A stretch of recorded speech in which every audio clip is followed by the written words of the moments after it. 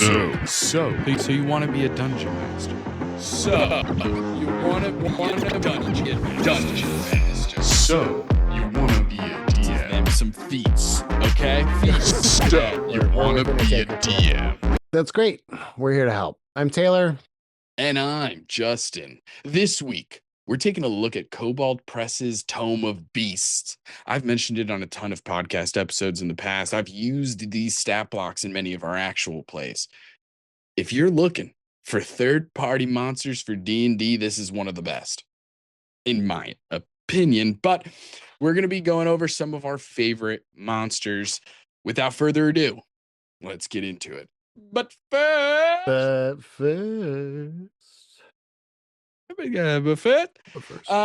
everyone who plays D&D, Taylor, and you know this as well as I, we've produced a couple of actual plays, so it comes up often.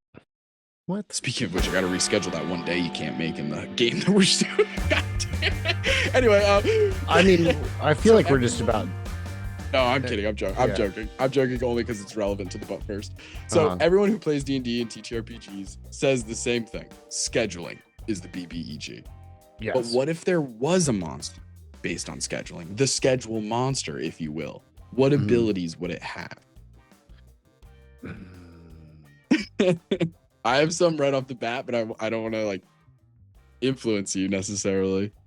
Obviously, like time-based stuff, but yeah, but I also feel like it's the kind of monster that like can just saddle you with a vet bill or something. Be like, oh nope, actually, your cat's sick. You're gonna have to take them. They gotta go to the doctor right now. Yeah, you know, that'll do it. That'll do it. Yeah, cats. I don't want to wish harm on other people's families, but it's like that kind of thing. It's like, oh yeah, no, you thought you were gonna come on this adventure. No, actually, your mom just fell and broke her leg. You got to take care of her now. Yeah, yeah. I mean so the monster's doing that in this. Yeah. It's the monster has in the middle of the fight is like, by the way. Yes, exactly that. By the way. So as your cat has a kidney stone. As the DM, you're gonna go, okay, and then the schedule monster is gonna use their bonus action. I forget. Does your PC have a parent? They do? Okay. Cool. They've got gallstones and it's starting to get inflamed. Yeah. Okay. Just so you know. Yeah. So that's his bonus action. And it's your turn, Gragnar. Like, that's crazy. It's very funny. It's very funny. But jury duty. Oh no, don't you dare, dude. I've gotten out of jury duty 2 or 3 times. Every time I'm like, that's so funny. You don't want me. You don't want me. Take one look at my socials, baby. You do not want me on this journey. I'm telling you. I'm telling you. So for me, one of the things I'm thinking about with the schedule monster is the ability to literally plan an attack. So like, for example, they use their bonus action. Like, it doesn't need to be a bonus action. We don't need to get into the specifics of the mechanics, but use some kind of action or bonus action. And it's like, cool, at the end of your next turn, 50 damage. So you know it's coming. You can't heal in advance. It didn't happen yet. You can plan for it a little bit, but like it's, and then maybe even like you have the ability to be like, oh, it got moved up. 50 damage now. Sorry, it got moved up. Like, that's really funny. I also think canceling, just the idea of canceling. So I would do a lot of, like, it might be a little cliche, but like counterspell, dispel magic. I might do delayed fireball. Ooh, that's a good one. Things like that. Where you can either like cancel an event, you can move up an event. Like, I'm thinking of a calendar, not as the monster, but in my inspiration of abilities, I'm just thinking of like a calendar and all the things you could do with it, figuratively speaking. And I'm like, that could be crazy. Like a time-based calendar man. Isn't that a Batman fucking villain? It's a Batman villain, yeah. See, it's already out there. I feel like we could do it. Schedule monster. Man, yeah. It's I'm trying to think. I also kind of like definitely slow as one of the abilities. slow is Um, good, mhm. or haste Or for haste. that Yeah, same either kind of or. Yeah, yeah, reason, yeah, just like yeah. speeding things up, slowing things down. I Time really stop do. Yeah, if you I went all just if it was like that powerful. uh I really do like the idea of it being able to just cause arbitrary things. That like Well, draw your attention. So yeah, yeah, yeah. that's an interesting like different way. Like all jokes aside, I don't want to like make it too Mhm, serious, but like mhm, all jokes mhm. aside, I do like that idea a lot actually. I think it would be like fascinating because you're playing on the idea of like the schedule monster isn't doing the canceling. Right. They're putting Life. circumstances in your path to force you to cancel. And I think Yeah, that's right. really interesting. Right. Being like, hey, you don't have to drop your concentration, but if you don't, that Ooh. thing's gonna happen or whatever it is. You Right. know what I Yeah, mean? yeah, You yeah. got that thing coming up. You got Ah. that thing. You remember that thing? So what's gonna happen is if you don't drop concentration at the end of your next turn, you're gonna take 100 points of damage. Mhm. What are you gonna do? You gonna cancel the spell? You should. You You should. should. You should. I'm all of a sudden I'm fucking Robert De Robert De Niro. Niro. Listen to me. What do you mean? It's good. It's good. It's good. Anyway, Anyway. gang, check out the Patreon. It's good. Come on, there's so many things It's there. Forget about it. I'm making home, bro. No, enough of this. Enough. Taylor, cut it out. Sorry. Stop egging me on. My bad. You're enabling, is what you're doing. Yeah, this is my fault. Thank you for taking the blame, shouldering this heavy burden. Quite a cross to bear, my man. The important thing is this: the Patreon is there. The link is in the description. Check it out. For like $2 a month, you get tons of homebrew bonus action episodes. It's sick. If you like the podcast, you're gonna love bonus action. Get in there. All right, let's get into the meat of the episode. Let's do it.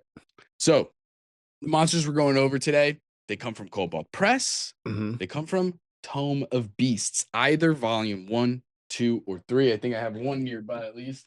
This is number 2. Wow, look at that guy. Very nice, thick, like big, just as big as a monster manual, if not bigger. Like each Mhm. one, they're a little bit cheaper than monster manuals. They got pictures of every single creature. It goes through different types of archfey. Like Mhm. the archfey alone are so interesting in these, and then you have like new kinds of archdevils, very powerful dragons that are interesting and different. Like, Yeah, it's um, definitely a much needed expansion on the base monster manual because the monster mhm, manual, while it is what it is, and like, it is the resource that most dungeon masters have, it is limited in that they try to cover so much.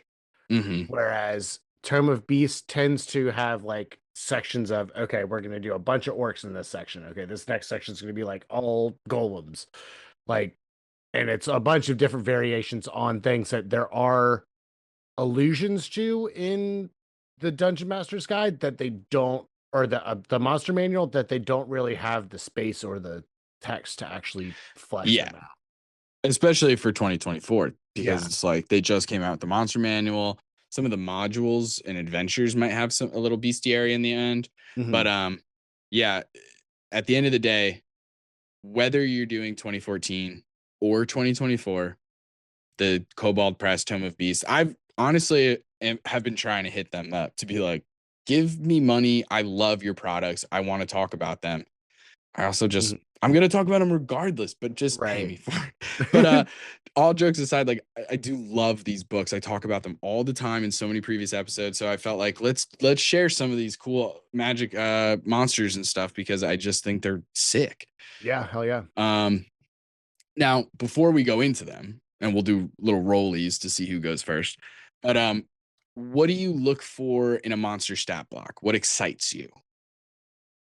I generally look for novel abilities Mm, first and foremost. Like I do like the novelty of like, hey, this ability on top of just being a regular attack, has some kind of saving throw for weird poison that causes you confusion, as opposed to Mm-hmm. normal, you know, like status effect things that 100%. are stuff that has to be dealt with by the party, or just interesting, not just run up and attack things, but Yeah. you And know, I tell you, Kobold Press has that, in the Tome yeah, Beast rather has that in spades. yeah, So many of them are interesting.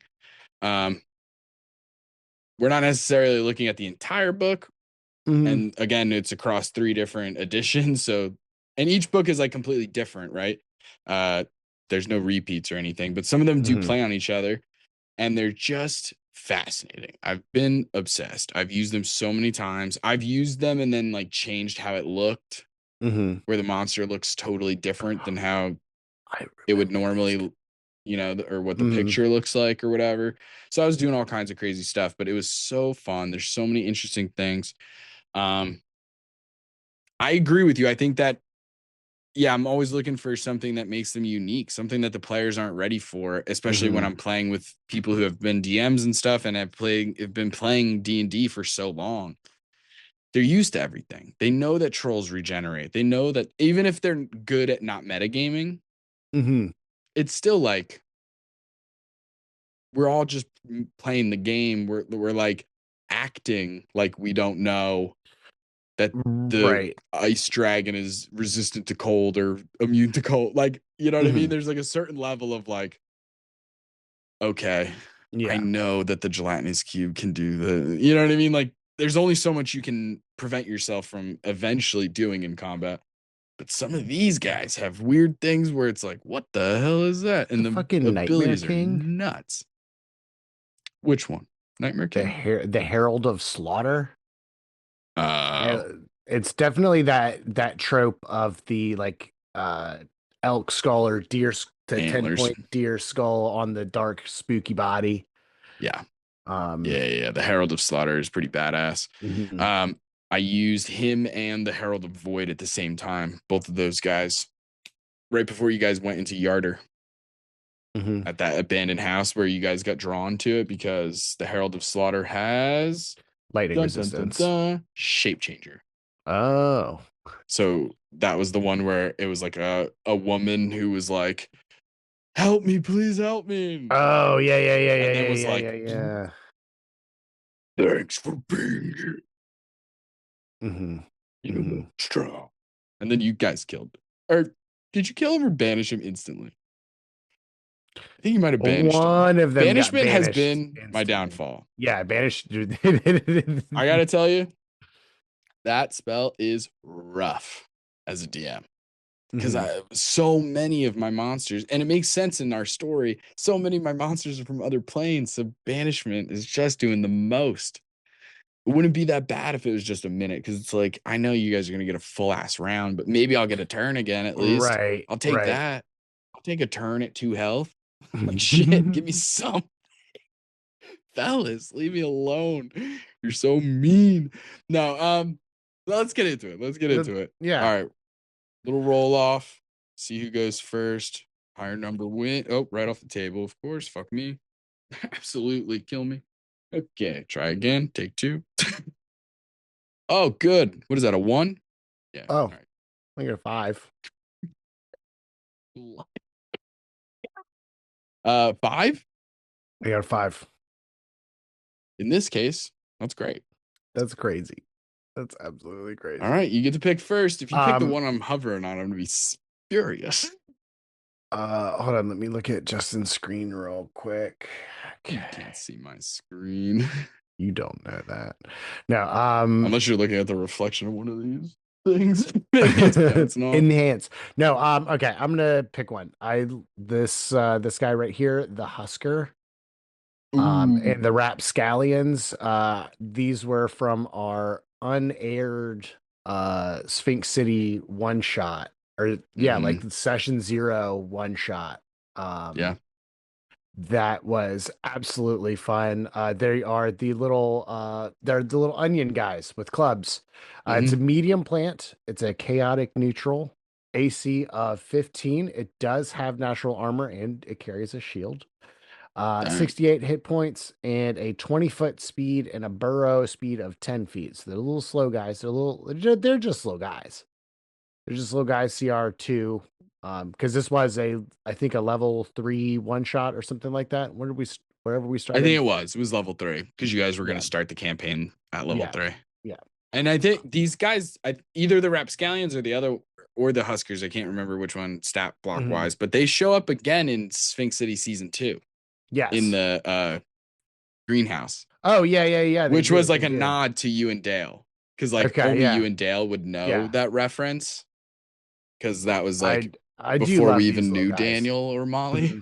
Yeah, that was our very first one shot. Yeah. Our actual play, not one shot. Not our very first one shot. Our very first actual play. Sphinx City. Sphinx City season 1. Go check it out, gang. It's on YouTube. But anyway,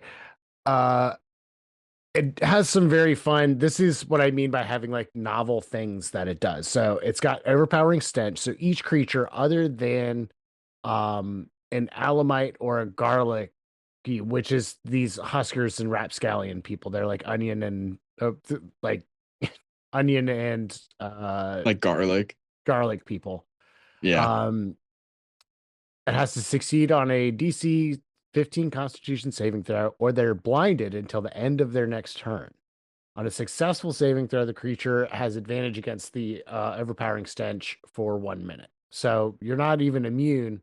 You've got advantage on it after you save the first time.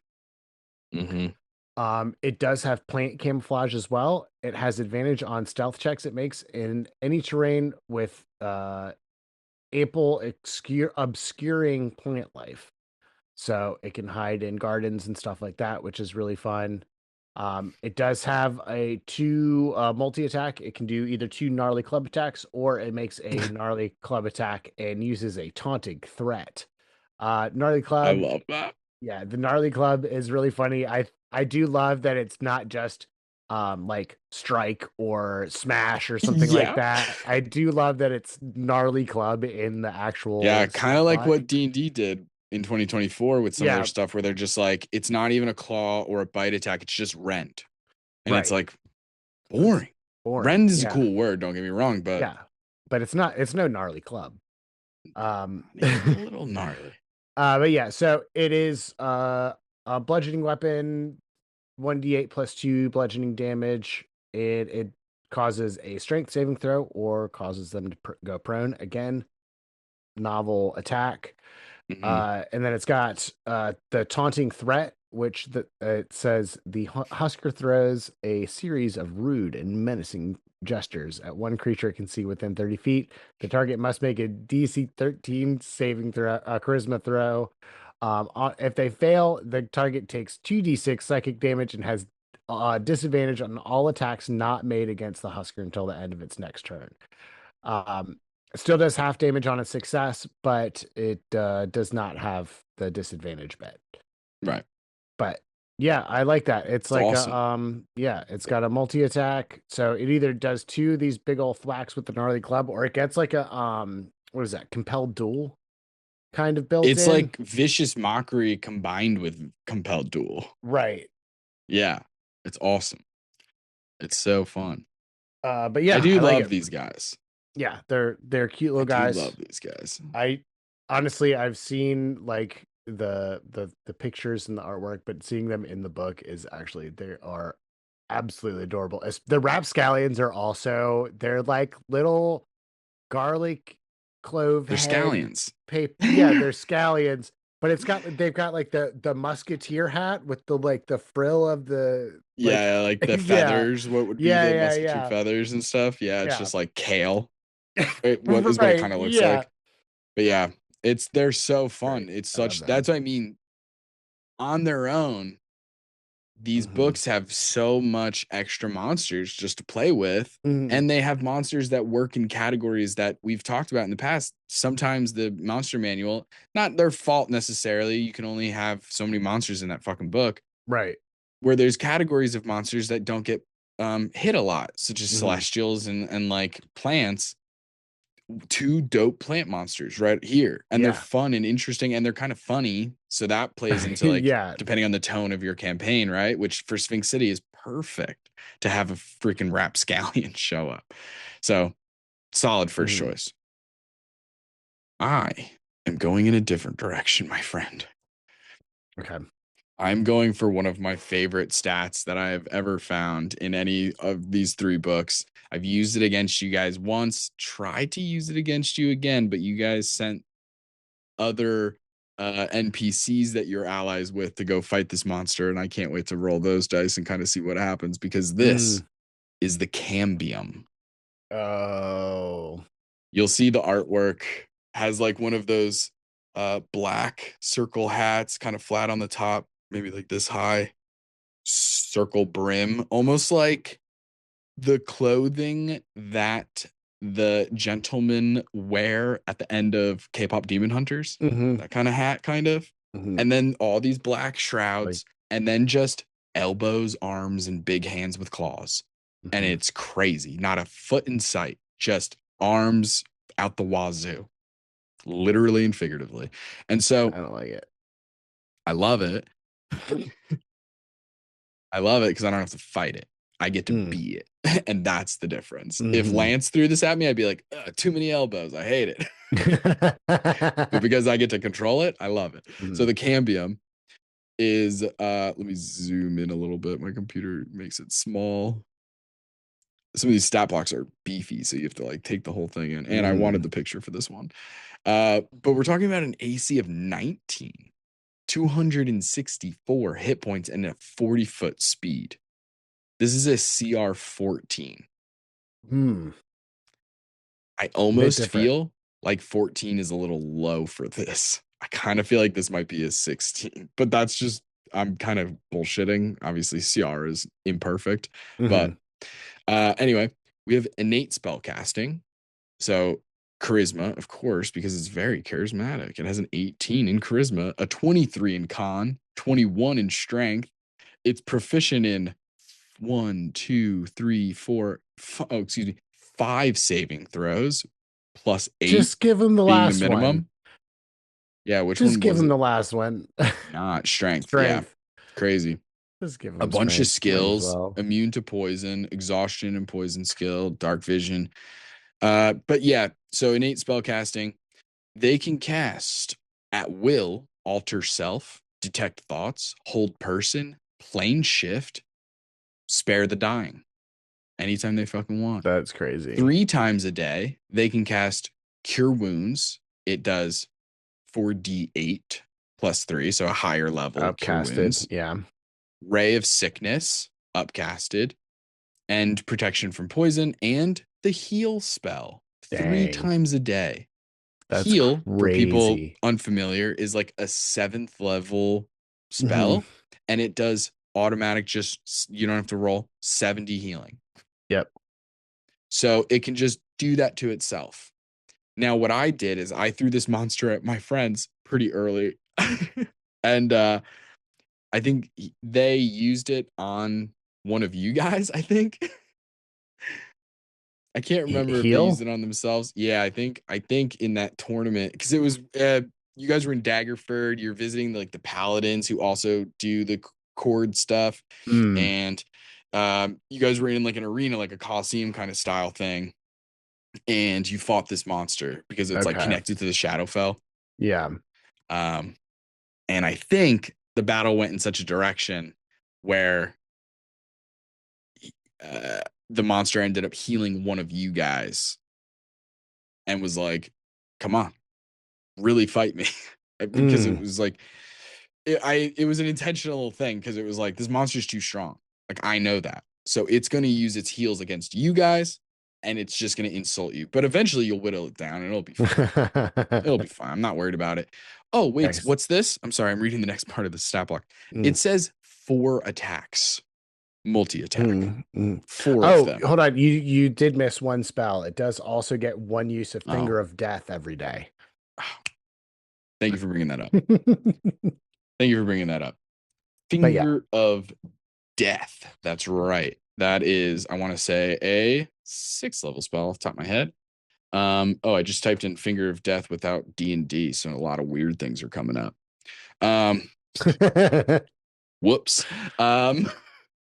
So Finger of Death is a 7th level spell, 7d8. Mhm. I hate the way that sounds because it makes it sound like it's 78. 7 space d8 Mhm. plus 30 on a failed save, or half as much. And if you kill somebody with that spell, they arise the next turn as a zombie that's permanently under your control and follow Yep. your verbal orders to the best of its ability. So it's kind of intense. It's So a it can do that doozy. once a day. That's a good point. Mhm. But let's say you're like, I don't want to cast all these spells. I don't want to kill my players too fast. Don't worry. They have 4 needle fingers attacks. The name of they don't have a gnarly club. I'll tell you that. Hey, it's sorry, no gnarly bud. club. Sorry, dude. Your name's not on the list. You can't get into the gnarly club. Dang. Super weenie hut cheese. Okay. So 4 attacks. Needle fingers. Melee weapon attack plus 10 to hit. That's a 10-foot reach. You can only hit 1 target. Oh, Okay. darn. Nerfed. 4 Just times. kidding. Yeah, right. But still, yeah, 4 attacks. Each attack does 3d10 plus 5. So That's maximum of crazy. 35. But on average, 21, not that bad. Mhm. Oh, wait a minute. In addition, the target must make a DC 19 con save. Jesus Christ. If you fail, I get to either inflict ability damage. Hello, Pathfinder in 3.5 and older editions. Thank you so much. I get to do ability damage, or I get to imbalance your humors. Chuckle fuck. Not my humors. No. Yeah, laugh it up, buddy. Where's my bile? No. Laugh it up because you nailed it. So the ability damage is kind of simple, right? I just get to pick one of your ability scores and reduce it by 1d4 until you take a long rest. And if somehow I get it to 0, you're dead. Fucking Just wild. kidding. You go unconscious until you regain at least 1 point in that ability damage, but you'll be unconscious until you do. Now, the other option, because I can do that 3 times a day. So all of these attacks, this extra DC 19 con save, you can do a total of 6 a day. 3 of the ability damage and 3 of the imbalance humors. Then you can't do it anymore. Now there's a world, because of the way this is written. It says, in addition, the target must make it, That's for 1 attack. You can make 4 attacks. Yeah. You can go, 4 attacks. Hey, 4 con saves, please. What? That's nuts. And then 4 out of your 6 are just used, assuming they fail. Now, if they succeed, you didn't use one. So you're still good. You can use it again. Okay. Because if they make this, if Because they it's make after, the DC 19, then you didn't use it. So ability damage. The other option, imbalance humors. The way that works is just like Taylor mentioned, bile. Like, it's obviously not humors like ha ha ha. It's humors like old school medicine. Yeah. The idea of like these different liquids in our bodies that were very important and stuff. So you get sanguine flux, so blood. Sanguine flux. The target cannot be healed naturally or medically until after their next long rest. So you just stop healing for the rest of that day with 1 attack. You just go, no, you can't get healed again. That's crazy. Hit a cleric who's got Beacon of Hope. Uh-huh. You're going to piss some people off. And then you have choleric flux. The target becomes confused like the spell for 3d6 rounds. The target can repeat the saving throw at the end of each of its turns to shrug off the flux before the duration ends. Pretty basic. That one's not as intense, but okay, good to have. Confusion sucks to have as a player. Yeah. It's very like unpredictable. When you're a player, casting confusion can feel very like, I don't know what it's going to do. For all I know, they're going to get their turns. But I'm telling Right. you, when I'm a DM and I cast it on players, I end up feeling bad because I can't tell you how awful it feels when a player rolls 2 turns in a row, like, oh, I do nothing.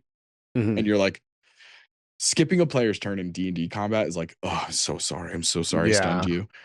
So sorry I stunned you. It sucks. Melancholic Flux. You're Mhm. incapacitated for 1d4 rounds and slowed for 3d6 rounds. You can repeat the That's saving throw at the end of each turn. crazy. At least they let you retry. I know. Seriously. Phlegmatic Flux. 2 Phlegmatic. words I don't like together. Yeah.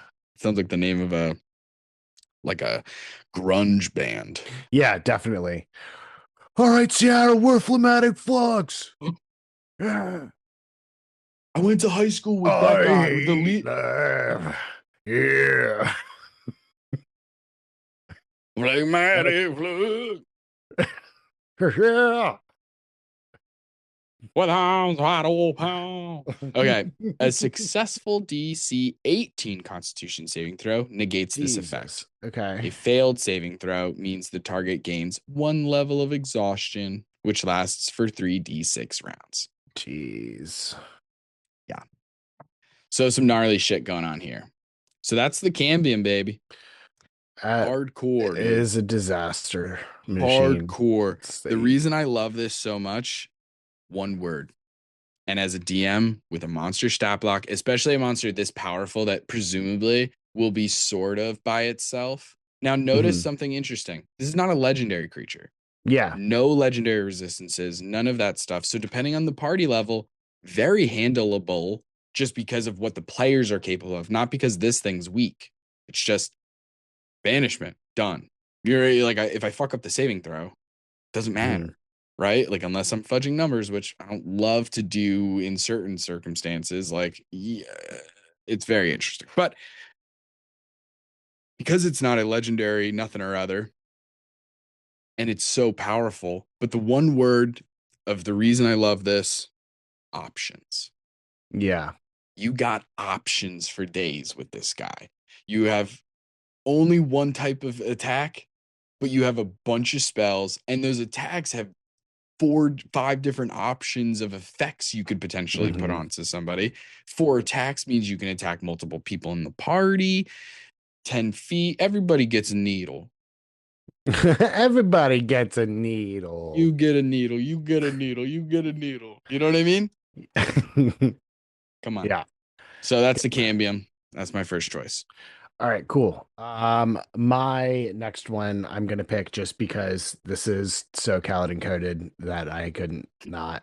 The Stormboar is a very rad creature. Again, I'm picking this is a low CR, it's CR6.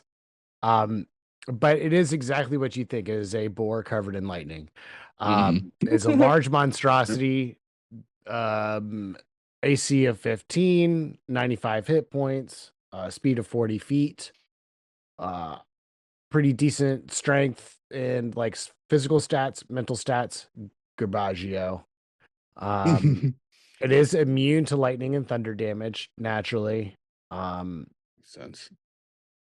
But here's some of the abilities that it has just doing pig things. It has iron scent. The boar can pinpoint by scent the location of ferrous metal within 60 feet of it. Love that. It's got lightning hide. A creature that touches the boar or hits it with melee attack within 5 feet takes 2d4 lightning damage. Whoa. And then it has the relentless feat that recharges after a short or long rest. If the boar takes 15 damage or less, that would reduce it to 0 HP. It is reduced to 1 HP instead. So if it's close to dying and I you love that. go to take the final hit, it potentially won't drop. But it does have that weird damage threshold on there. I don't know if that exists for like the relentless feat on a PC character. But yeah. And then also it has a thunder charge. If the boar moves at least 20 feet straight forward towards the target and then hits with the tusk attack on the same turn, the target takes an extra 2d10 thunder damage. If the target is a creature, it must succeed on a 15 strength saving throw or be knocked prone. So yeah, that's just its kind improved of charge. passive stuff that it's got. Yeah. Dang. It has a tusk attack, which is +7 to hit, does 2d6 +4 slashing damage, and then also 2d10 lightning damage. So it already does extra lightning damage, and then the thunder charge makes it do more lightning damage. In addition, non-magical metal armor worn by the target is partially devoured and takes a permanent and cumulative -2 penalty to the AC. The armor is destroyed if the penalty reduces the AC to 10. Dang. So it can destroy your armor.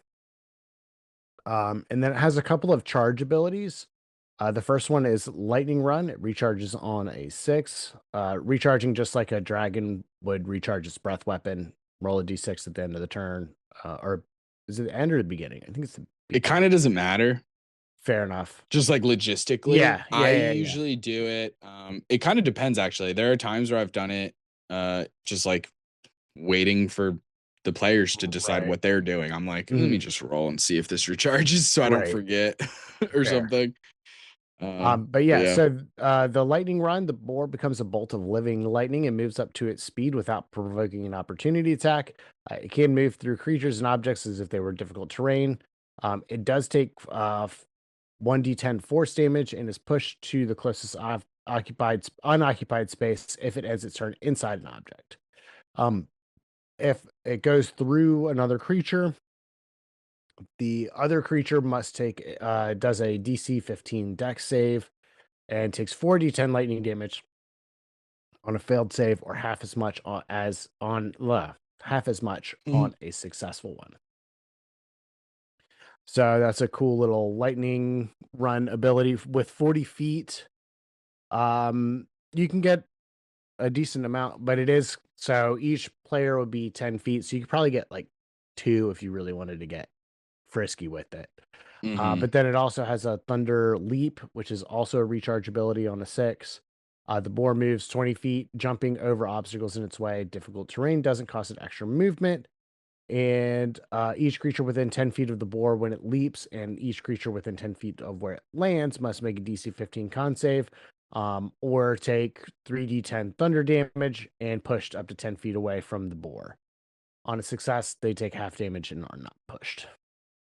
But yeah, Storm Boar, pretty rad for being a CR6 monster.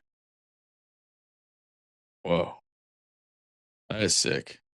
I like how they utilize lightning and thunder. And they're kind of like different abilities in different ways. I like that. That's cool. Lightning hide, thunder charge, lightning run, thunder leap. I like that. And like I understand some of the context without reading the little like, I don't know, lore here. I can see my thumb covering the word devourers. They crave metal. They're eating metal. What's that about? Got to keep up that conductivity. Is that what it is? Is that why they're eating Ferris stuff? That would make, Dang Ferris wheels. It makes as much sense as anything else. This next one that I got is going to be crazy. But let's talk really quickly. Stormboard. Sure. Yeah. Trying to think about how I used this. You know what I think it was? Trying to look at the monsters near it. Yeah. I think I used this in a really specific way during Oops All Healers, actually. I needed the power to go out.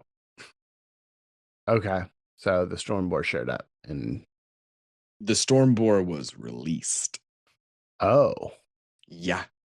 Literally like Bull in a China shop was like, hey, but imagine if if it was electrified. Release this guy where the switchboard is. You know what I mean? Yeah.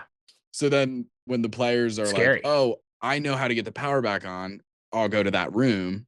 Stormboard. Pretty cool, right? Yeah. Pretty cool, right?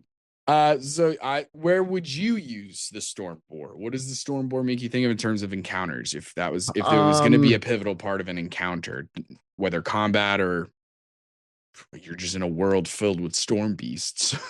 Like, does I don't anything come to know if mind? I would do it in like a world full of storm beasts. It would make a cool thing to be on like one of the elemental planes, like the elemental plane of air or something like that would be Mm, cool. hmm But I don't know. I think I would make it its own thing as like a early on, oh, our town is being terrorized by this crazy storm boar. hmm These merchants have tried to get through the pass so many times and they always get struck by this freaking giant hog that has electricity on it. Nobody can Yeah, do anything yeah, about it. Help me, Obi-Wan, you're our only hope.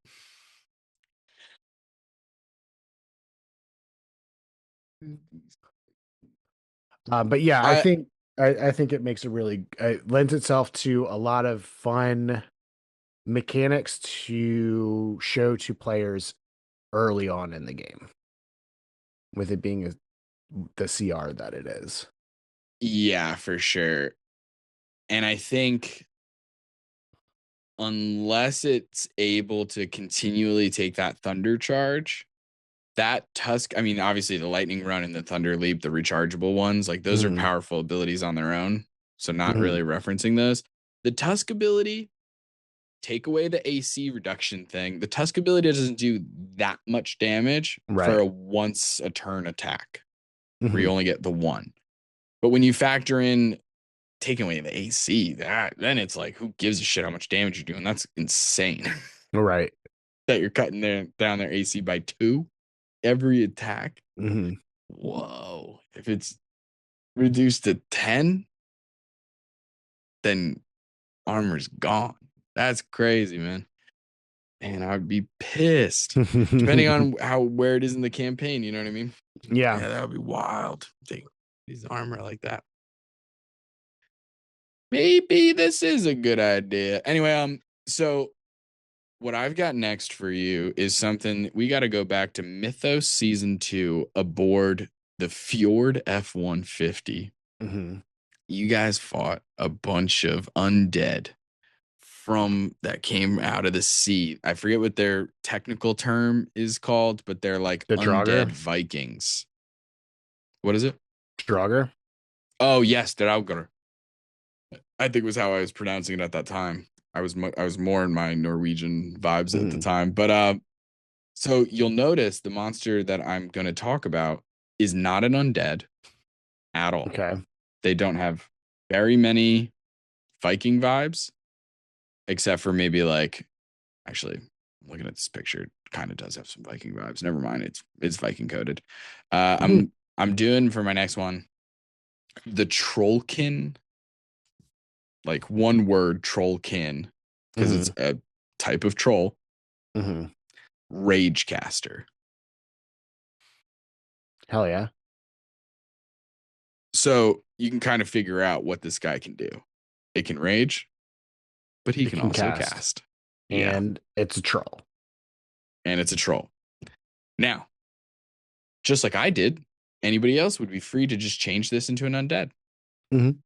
Now, then you have to ask yourself, do you still give it the regeneration ability? How true to your word are you being? You know what I Mm. mean? That's an interesting thing. If you're going to change, it's like total thing like that. Does it matter even? Who cares? I don't know. It depends on the party. That is an important part of its stat block. So if you're considering CR and you take away the regeneration ability, something to consider. But it Yep. is an interesting thing, right? Because if you're presenting it as an undead, the players, again, we don't want there to be metagaming in that way. That could help actually. They're not going to, if you say a troll guy comes out of the, without Right. experienced players are going to be like fire, Mhm. or they're going to just even the best ones sometimes will even just go, can I make a check to see if I know about the fire thing? And you're like, Yeah. I guess, you know. Mhm. um so what we got here is a medium humanoid trollkin. It's armor class 15. It's wearing leather armor, 112 hit points, speed of 30 feet. This is CR5 that we're dealing with, so pretty low level. Not nothing too crazy. I mean, it's like mid to low level, depending on how many of them you put in there. Now, it's kind of basic stats across the board. Nothing too crazy. They're very good at con saves comparatively, but other than that, pretty normal. Brutal claws. Their claws deal an extra damage die. That's included in the attack. I personally, for me, this is one of those things. As a game designer, as like a dungeon master, let me ask you this, Taylor. This is an interesting little question. They put this little ability here, Brutal Claws. They're like, hey, just so you know, their claws deal an extra damage dice when they're not rage casting. I see that there now. When they're not rage casting. And then in the claw thing, because it says in parentheses, included in the attack. If we go to claw attack, it'll say 3d8 plus 3 when they're not rage casting, or 2d8 plus 3 when they're rage casting. My question for you, is it that necessary to put this little brutal claws ability thing in the traits and passive abilities? I think it's a little redundant because it already does it in the attack. I understand that there's a time and a place, but like for this particular one, there's a part of me that's like kind of taking up real estate. That's like redundant. I'm reading that and then I'm just going to reread it again in the claw section. Yeah, but I think it's like also... had that not been there, you would have figured it out. I don't think it adds anything really. You're not wrong. It's just like an interesting question. Again, not a big deal. Yeah. Who gives a shit that it's there? Just because you and I are getting into like game design, we're doing our Pokemon project, and like we have to write words like this that would be when you reach this level. So like that's something we will have to do when we're coming up with those homebrew and different things, especially when we get into like making monsters and different things. But like I think it was just one of those to things where it's add like, flavor without having to shoehorn it into the claw attack. Yeah. But I don't know why you couldn't just roll them together. Yeah, it beats me. I don't know. But anyway, so that you get this extra damage when you're not rage casting. That way there's a penalty to rage casting, I suppose. But then magic resistance, you get advantage on all saving throws against spells and other magical effects. That's insanely powerful. Regeneration, because it is technically a troll, so it regains 10 hit points at the start of its turn. But if it takes acid or fire damage, then it does not function. It dies only if it starts its turn with 0 hit points and does not regenerate. It also has a thick hide. Its skin is thick and tough, granting it a +1 bonus to armor class. This bonus is already factored into the Trollkin's AC. This would be another example of something that I think is a bit redundant. I appreciate them letting us know where some of the numbers come from. Like, that's fine to me. Yeah, but I don't think we need to. Brutal Claws is even worse. Thick hide at least tells you the Trollkin Ragecaster's skin is thick and tough. So then you're like, okay, cool. That's interesting. The other one's just immediately goes, the claws deal 1 extra die. So like, okay. Why does it do that?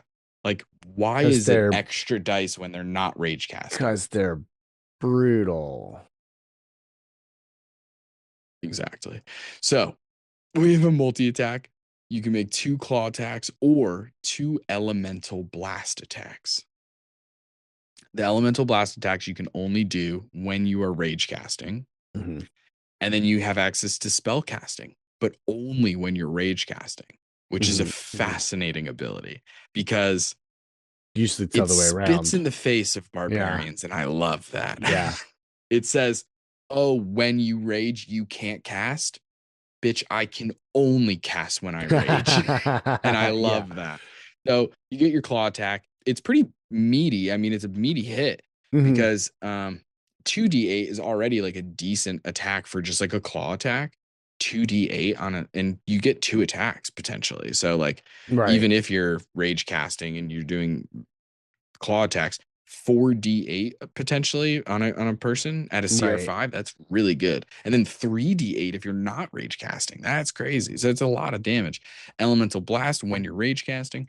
This is going to be a ranged kind of like almost like a chromatic orb kind of vibe because you get to choose the damage kind of a little bit. Cold, fire, lightning, or thunder. And I'm it's reading it going to more as do like a chaos bolt a little with bit. being able to choose, or with being able to choose rather than letting the dice decide. But yeah, it is still very much a pick an elemental damage and Yeah, do it. exactly. So then like +7 to hit, range of 120 feet. It's doing 3d6 +4 elemental damage. Pretty Mhm. solid. And then spell casting. You don't need any material components. Charisma is your spellcasting ability. Spell save DC 15. At will, you can just do Thunder Wave. Pretty solid cantrip. 3 times a day, you can do Call Lightning or Fireball. And then Nice. 1 time a day, you can do Fire Shield, which is just like kind of low key, not that great defensive spell. It's not my favorite, at least. Yeah. There's like hyper situations that it could be useful, but Mhm. not usually. And then we have our rage casting bonus action. So as a bonus action, you get into rage casting, enter that special rage, and that will last for 1 minute. It gives you the power to channel the elements, which is why all of the things that we've discussed have been like elemental so far, right? Call Mhm. lightning, Mhm. fireball, thunder wave, um, the elemental blast.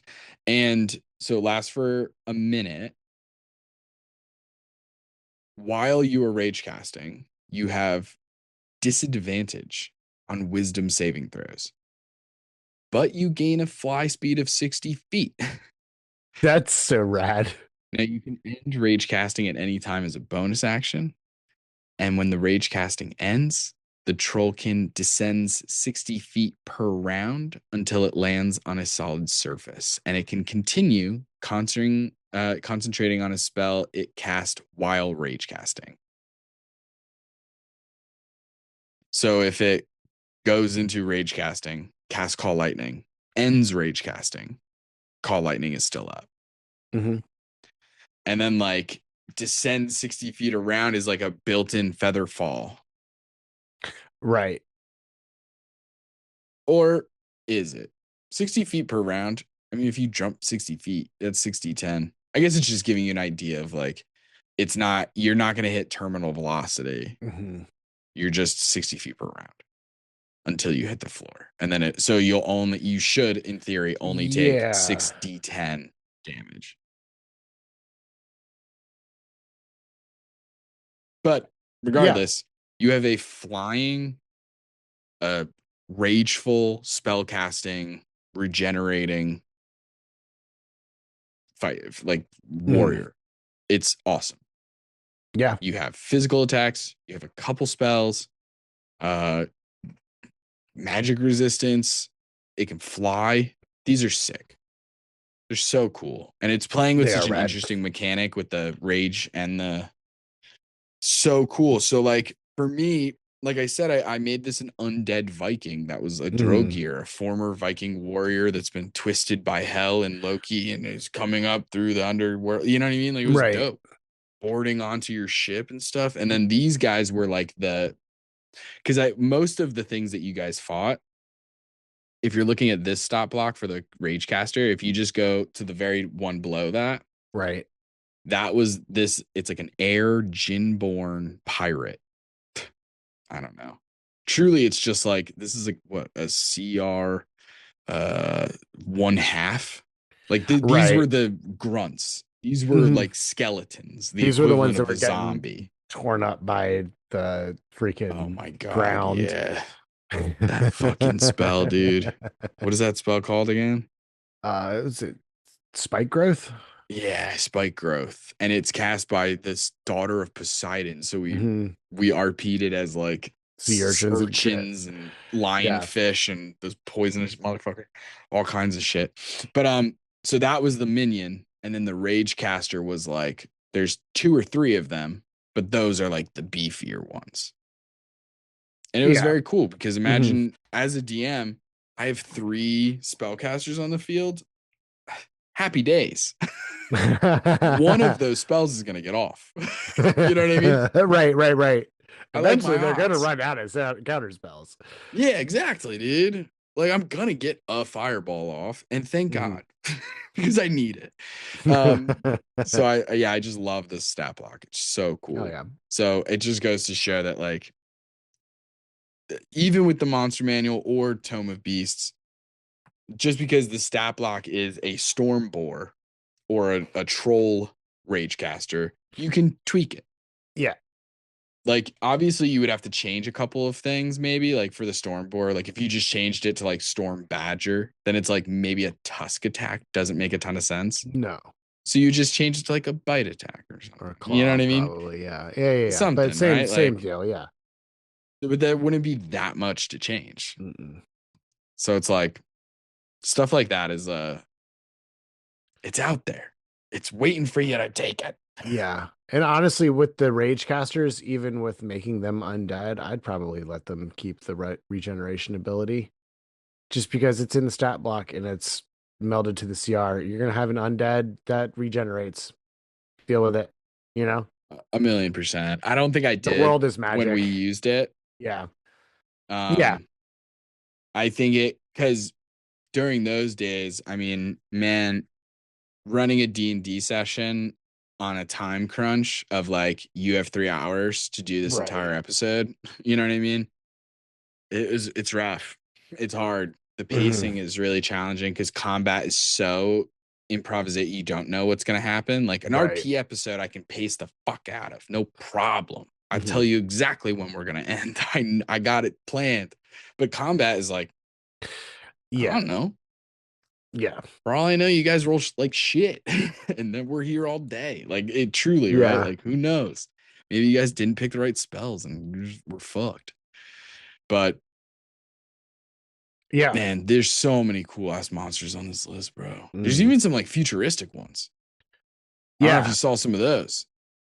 Yeah. I've been scrolling up and down this whole time, and I've seen some pretty cool stuff on here. There's some pretty cool stuff on here, man. I'm Check out telling you. check out the Tome of Beasts, gang. There's so many stuff. There's so many cool monsters, guys. Just Mhm. like to name a few and like talk about them in the briefest of ways. We got the Eel Hound. Are you kidding me? Your players are in a swamp. Mhm. Guess what? A bunch of bullywugs ride past in a onion carriage, Shrek style, but it's pulled by eel hounds. Yeah. These are medium fey creatures. They look like eels with legs. If an eel was also a noodle wolf, right? Noodle Wolf. Yeah. And everyone knows what I mean because Mhm. it's longer. Right. Um, but they're only CR2, not a big deal. But they have pack tactics. They're amphibious. They have slick spittle. Okay, by spending Mhm. 2 rounds dribbling spittle on an area, an eelhound can cover a 5-foot square with slippery saliva, and then it's under this spell. It's under the effects of a grease spell, or as if it were. Mhm. So that's just like a thing it can do. But that's just one example. Some of the Fae, I mentioned Archfey at the top of the episode. Mhm. I used the Rainforest King as the stat blocks for Zusk Burgos in Hilarious. Sleeping City. Now, as you can imagine, he was a construction guy, right? He Mhm. wasn't anything to do with nature. Every Right. time it said wall of thorns, I said wall of construction, wall of cement, and I just changed the flavor on everything, Mhm. and it worked. I literally Yeah. took a nature archfey and I went straight up like urban construction civilization. Like I went in the complete opposite direction. It was all Right. too easy. There's also the Bear King, sick, Yeah. another archfey. King of Bears. Has full lair actions, legendary actions, the whole nine. Mhm. Um, I think on this list somewhere is the Midnight Blue Barber lady that you guys fought when you were in Shadowfell. She's like a gnome who has blue hair, and then she has like razor sharp teeth and stuff, and she has a bunch of cool people who work for her and stuff. Mhm. She's an absolute badass. The Queen of Night and Magic, another archfey. The Queen of Night and Magic. This is the last thing we'll say about these monsters. Yeah. unless there's any that you want to bring up again. I don't want to be the only one. But first of all, the Queen of Night and Magic is a powerful archfey. They are CR 21. It's powerful. Mhm. First of all, they have spell casting all the way up to 9th level. That's already crazy. Yeah. Right? Yeah. They got Meteor Swarm. They Naturally. got Dominate Monster. Plane Shift, a bunch of things like that. But here's the big one. Okay? Here's the big one. The big one is as a legendary action, rather it costs 2, but still legendary actions, 2 of them, you can just cast a spell. As a dungeon master, having a spell casting legendary monster, Yeah. like when your monster kind of low key depends on that spell casting, or at least like that's going to get you the most bang for your buck because you're like outnumbered by the party. Being able to cast a spell not only on your turn, but as a legendary action changes the fucking game. You know what I mean? Oh yeah, Now, for of sure. course, if you have a ton of counterspell people in the party, then it's like there's genuinely only so much you can do. You might have to introduce another spellcaster who can also do counterspell or something.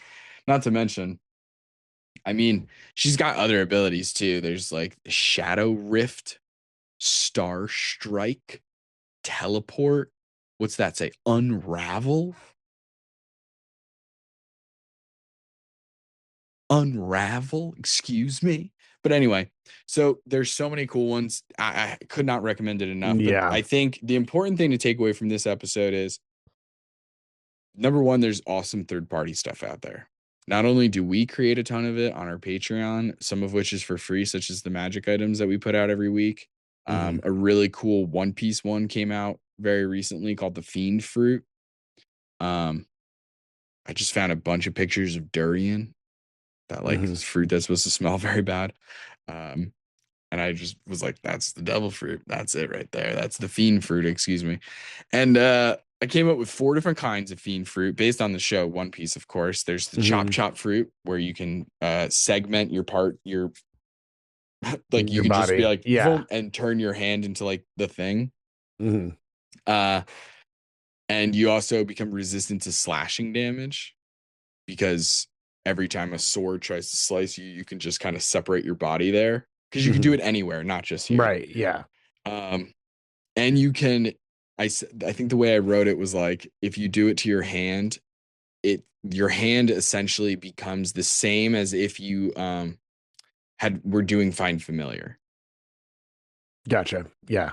Like your hand, you can just like control it and like it can be apart from you and you can give it commands and be like, hey, go open the door from the other side. And it can go and like do that. And I was like, that's sick. That is and pretty then slip fruit, just get real slippery.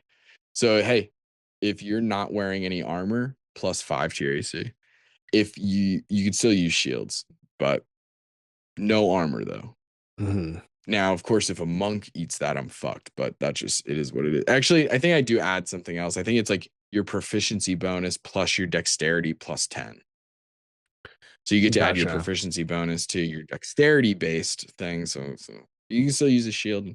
And if you take your shoes off, +15 to your speed. Oh, nice. That's how slippery you are. And then I did the gum fruit and I also did munch fruit. But I'll leave those to the people to go find out because that's right. That shit's for free on the Patreon. So go join. All you have to do is just be a member for free and you get that PDF as well as new ones every week. The reason I bring that up is because there's also a really cool YouTube video coming out. And I think everyone should go check it out on our YouTube channel. Links in the description and everything. But it is about One Piece. It's coming out the day after we're recording this. So by the time this episode comes out, it'll already be on the YouTube. So go check it out. How to use One Piece to influence your D&D game. But it's that time again, Taylor. It is that time again. Time for Monster of the Week. Oh. Okay.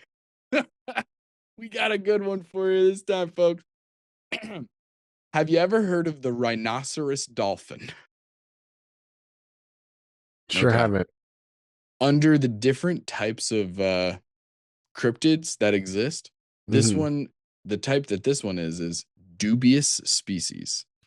Because it's dubious. We don't know what it is, but it's a species of something that does exist, like a dolphin. Okay. It's not like its own thing. It's like, Right. no, this is a dolphin, we think, or a whale, Right. porpoise, Right. but it's called a rhinoceros dolphin. Now, correct me if I'm wrong. When you clicked on the link, you were expecting a picture of a dolphin with a fucking unicorn or something like that, like a rhino. I And honestly what you did. got was a little different. Yeah. So it's not a horn. It's an extra dorsal fin on its head. It's double dorsals. Double dorsal, baby. Double Like, that would dorsal. be So awful for the neck muscles. You can't look anywhere while you're swimming. yeah, it begs the When question of what is the going on resistance, here. yeah. Because what we have is two people, Jean-René Coy and Joseph Gamard, in 1824. They Mhm. spot a pod of dolphins while they're sailing they're in between Hawaii and Australia. Right. And they are like, we have found this crazy thing. Like when it was swimming up against the ship, we saw two dorsal fins and it had these like white spots on it, and they draw it Mhm. down and whatever. And then there's in 1991, this dude, he names the species with like this very technical Latin names, and it's essentially rhinoceros Mhm. dolphin. But here's the thing, it's never been seen again. That's so funny. So like, it's I mean, it just could have these just two been a guys. mutation. Yeah. I mean, it's one of those things where it's like, it's crazy to think that maybe like they made it up. I mean, it's such a weird thing to make up. Yeah, we saw this dolphin with two dorsal fins. But at the Yeah. same time, also like it very well could have just been a mutated like not bottlenose, but there's a bunch of different types of dolphins that fit that same speckled pattern. Oh, no doubt. I mean, I You don't know know? about, I don't know like where dolphins are located in terms of like Mhm. the ocean, the Pacific Ocean between those two places. But Right. some people also believe, in terms of like explanations of maybe what actually happened. Mhm. One of them is like that they were actually sharks, Okay. which sometimes you would do have a have dorsal two. and a tail. Yeah. They do the double dorsal. Sharks Mhm. be doing double dorsal, okay? Mhm. Or that they were just swimming close together and it was two dolphins. It was just Yeah, two and different dolphins next to and each they've other. been on the ocean for God knows how Forced long. perspective. Yeah, they Yeah. Lord of the Rings did. Yeah. Another idea is that it was like a calf really close by that was Mhm. just like tucked in kind of thing. So there's like all these other references and stuff like that, but it's just Yeah. a really funny, interesting thing. I will say the briefest of things. There's also Giglioli's whale. Giglioli's whale. That's a crazy name. It's not pronounced that way. It's like an Italian name, Giglioli. Yeah, it's not. Okay. It is pronounced more Italian. Enrico Hillier Giglioli saw a whale with two dorsal fins and also kind of was like, I guess that exists. But who knows the truth? Who knows? And we'll go ahead and cut it there. That's all we can get into this time, gang. You can check us out on TikTok and Instagram at So You Want to Be a DM, or you can ask us a question at soyouwantobeadm@gmail.com. If you like the episode, don't forget to give us a 5 stars and review wherever you found us, and check out the Patreon, the Twitch, and our merch with the link in the description. Join us next time for more Dungeon Master tips and tricks. Bye. See ya. Hey gang, it's Justin. I have the honor of giving a shout out to the members of our Patreon gang. Nub Muffins, may Palor's light shine upon you. Marsavies, have you watered your flesh prison lately? Yazvi, the eternal library where color and community await you. Molly Adeza, who gets yet another level up. And there's Elijah, Tappy, and Linguini. Gang, we appreciate and love you. Tune in next time for more tips and tricks from So you want to be a DM.